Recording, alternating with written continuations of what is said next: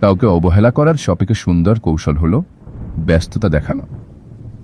একটা সম্পর্কে ব্যস্ততা শব্দটার কোনো স্থান নেই।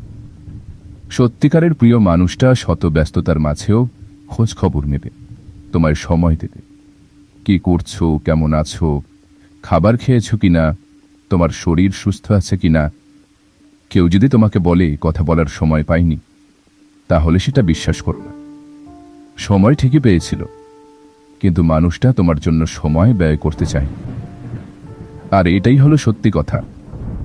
মানুষ কেবল সেটার জন্যই মূল্যবান সময় ব্যয় করে যেটা তার কাছে বেশি ইম্পর্টেন্ট।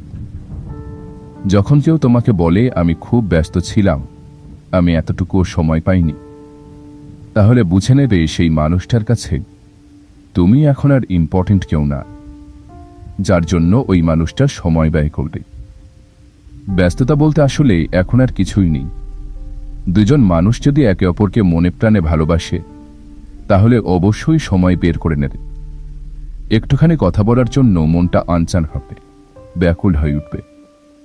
তোমার সাথে কথা না বলতে পারলে অনেক রাগ করবে, আর তোমার কণ্ঠ শোনার সাথে সাথে তার রাগ কমে যাবে। একটু খেয়াল করে দেখো, আমি খুব ব্যস্ত, কিন্তু আমি তোমায় খুব মিস করছি। এই মেসেজটা করতে 1 মিনিটও সময় লাগে না। অফিস টাইমে বা খাবার খাওয়ার সময় যেমন করা যায়, আবার রাস্তার একপাশে দাঁড়িয়েও করা যায়। ছোট্ট একটা মেসেজ দেওয়া। এত সময় থাকা সত্ত্বেও কেউ যদি তোমায় ব্যস্ততার অজুহাত দেখায়, তাহলে ভেবে নিও তুমি ভুল মানুষকে বেছে নিয়েছ। যে মানুষটা তোমাকে এতটুকুও সময় দেয় না, সে একদিন ঠিক তোমাকে ছেড়ে চলে যাবে।